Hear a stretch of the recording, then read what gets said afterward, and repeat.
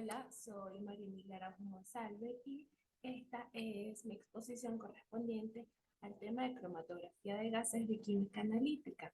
Soy estudiante del Instituto Universitario Politécnico Santiago Mariño de la extensión Mérida. Bueno, podemos iniciar hablando de recordemos un poco de la cromatografía. Vemos una pequeña introducción hablando también de historia y de cómo ha evolucionado la cromatografía en nuestros días y en nuestro día a día. O sea, cómo se ha incrementado en nuestro día a día y en las industrias. ¿Por qué? Porque a mediados del siglo XX las separaciones analíticas se llevaban a cabo con procesos, pues los procesos clásicos como la precipitación, la destilación y la extracción. Hoy en día las separaciones analíticas se realizan en la mayoría de los casos por cromatografía.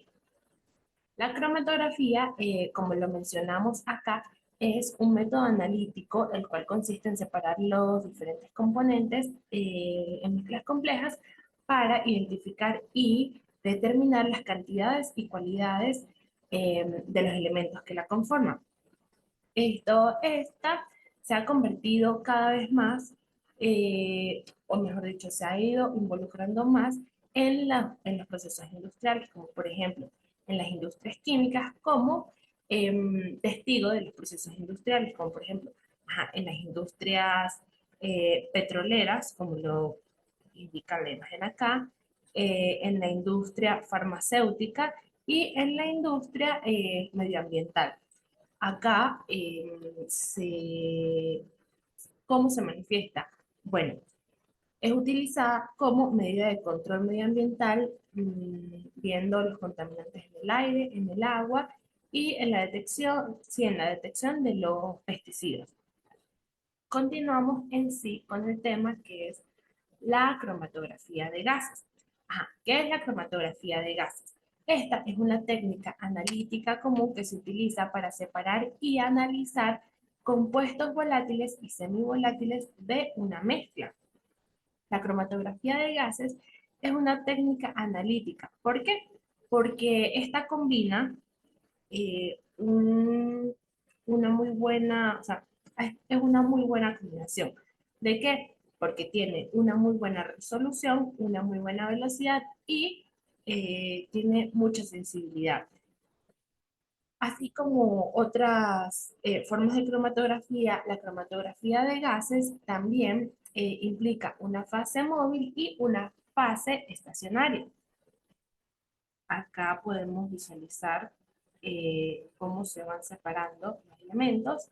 Acá mencionamos la, estos elementos importantes de la cromatografía.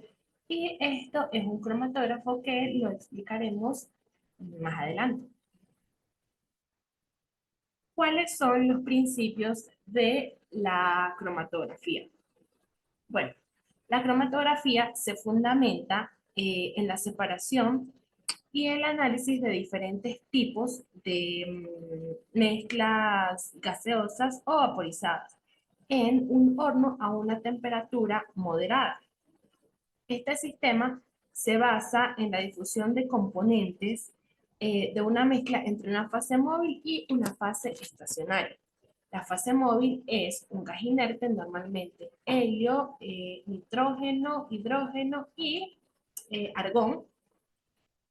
Y la fase estacionaria es un absorbente sólido, en este caso se denominaría como cromatografía gas sólido o un líquido absorbido sobre un sólido inerte.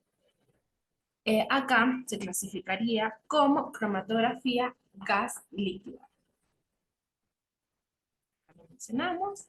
Bueno, podemos ir mencionando más o menos las partes. Este es el recipiente que contiene, como le acabo de decir, el gas inerte como el helio o el nitrógeno.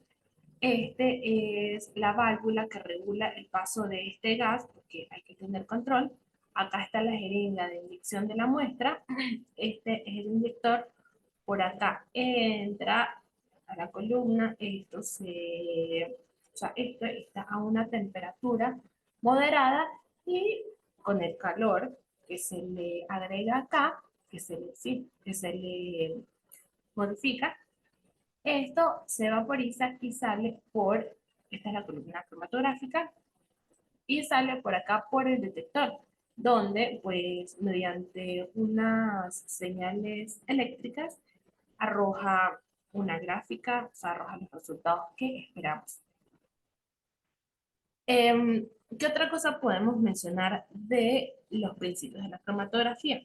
Bueno, en la cromatografía de gases, la fase móvil no interactúa con las moléculas del analito, ya que su único propósito es transportarlas a lo largo de la columna, es decir, esta columna que tenemos acá. Ajá, pero también tiene la ventaja de que trabaja con, eh, con los detectores, que sería esto de acá. Ajá, sí, con los detectores universales y ofrece una metodología más rápida, más simple y mucho más sencilla. Continuamos con las etapas de la cromatografía de gases. Bueno, como lo mencionábamos antes, la primera etapa es la obtención y la separación de la mezcla. La segunda, la inyección de la muestra, que iría acá, acá el puerto de inyección. Tercero, la separación de la muestra o de la mezcla que se desarrolla acá. Y por último, la detección de de la muestra. Acá ya finalmente tenemos el cromatograma. ¿Qué es lo primero que pasa? Después de recoger y preparar la mezcla, se preparan los analitos de interés en el interior de las columnas. Luego se inyecta un analito en el puerto de muestreo o en la jeringa, en el puerto de inyección, y esta muestra es vaporizada y es transportada a través de la columna cromatográfica. Esto por el flujo del gas inerte, que como lo mencionamos, puede ser el helio, el nitrógeno, el hidrógeno o el argón. Esto, y bueno, esta constituye a la fase móvil. Luego, la fuerza de la inyección entre el compuesto y la fase estacionaria determina el tiempo de retención del analito. Y finalmente, en la salida de la columna tenemos un detector que crea una señal acá cuando pasan los compuestos. La importancia. Bueno, actualmente, como lo mencionaba al principio, en la introducción, la cromatografía ha tomado gran importancia en nuestras vidas. Está muy presente. Ya que, bueno, una de sus razones es su amplio uso en las industrias, en todo lo que querramos, o sea, desde la industria alimentaria, farmacéutica, en la del gas natural, en los lubricantes, en la petroquímica, entre otros.